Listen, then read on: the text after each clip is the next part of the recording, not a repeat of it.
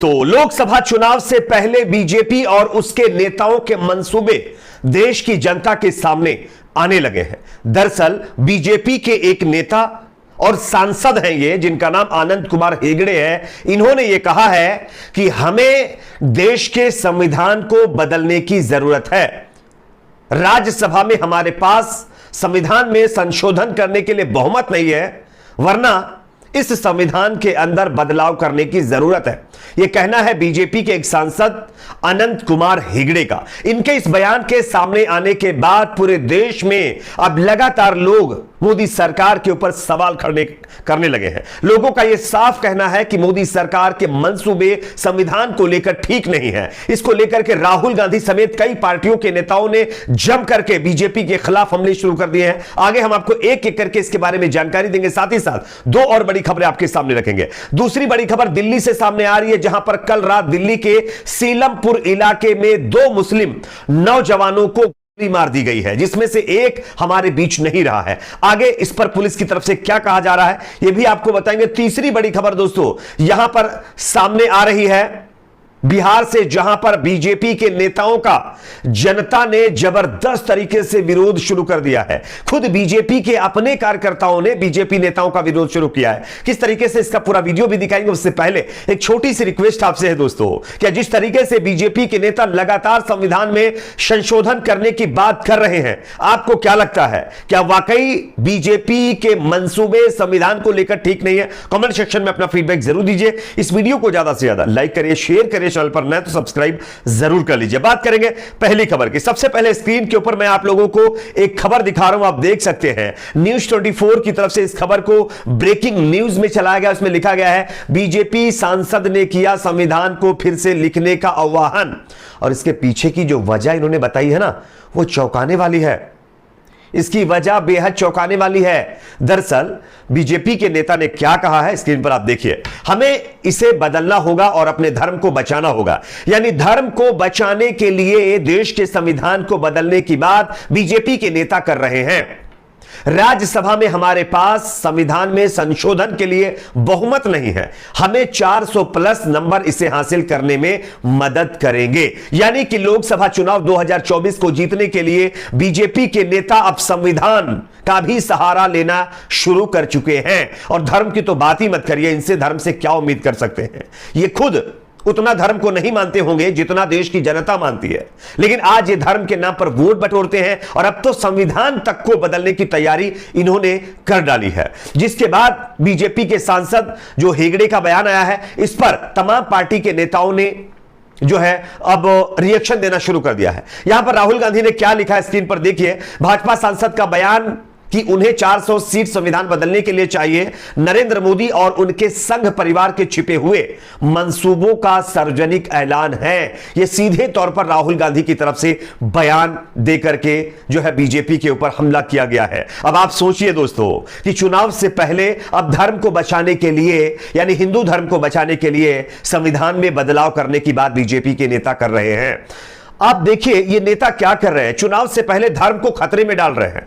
आप सोचिए, देश का प्रधानमंत्री हिंदू धर्म से ताल्लुक रखता है, देश का गृह मंत्री हिंदू धर्म से ताल्लुक रखता है, यानी सनातन धर्म से ताल्लुक रखता है। देश के तमाम सीएम, किसी भी आप प्रदेश में देख लीजिए, तमाम प्रदेशों के सीएम सनातन धर्म से ताल्लुक रखने वाले हैं। तो भाई धर्म को खतरा है कहां से? अरे किससे धर्म को खतरा है, ये समझ नहीं आता। लेकिन हां, यह अलग बात है कि बीजेपी और उसके नेताओं के मंसूबे संविधान बदलने के जो है वो देश के सामने आ चुके हैं। अब ऐसे लोगों पर आपकी क्या राय है, कमेंट सेक्शन में बताइए। अगली खबर की बात करेंगे जो कि सामने आ रही है दिल्ली से, जहां पर कल रात सीलमपुर इलाके में दो मुस्लिम नौजवानों को मार दी गई है, जिसमें से एक लड़का जिसका नाम अरबाज बताया जा रहा है वो हमारे बीच नहीं रहा है। दूसरा लड़का जिसका नाम आबिद है वो अस्पताल में रेफर किया गया है। पुलिस जांच में जुटी हुई है। पुलिस का क्या कहना है जरा सुनिए, उसके बाद इसकी चर्चा करेंगे। 9:15 बजे का इंसिडेंट है ये, सीलमपुर थाने का। कोई पीसीआर कॉल नहीं हुई थी, पुलिस को पता लगा, तुरंत मौके पे पहुंचे।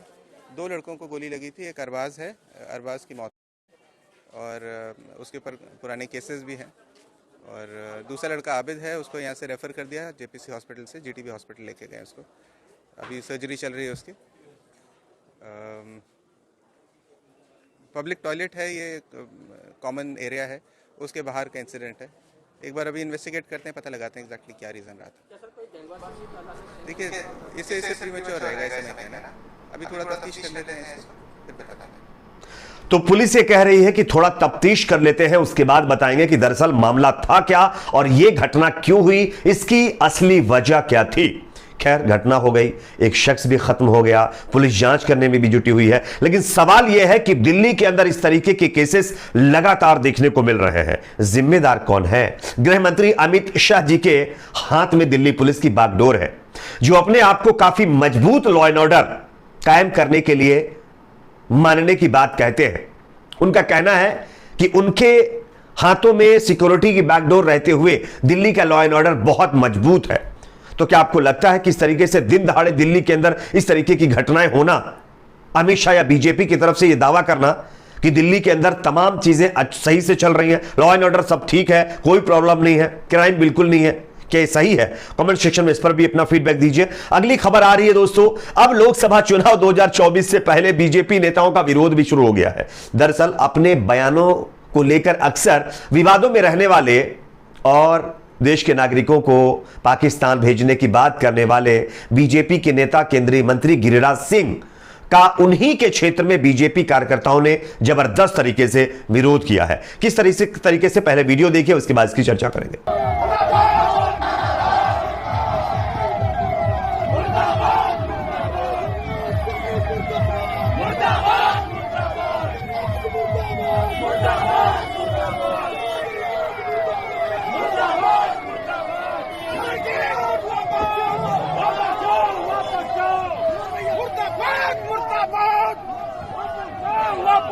आगे बढ़िए।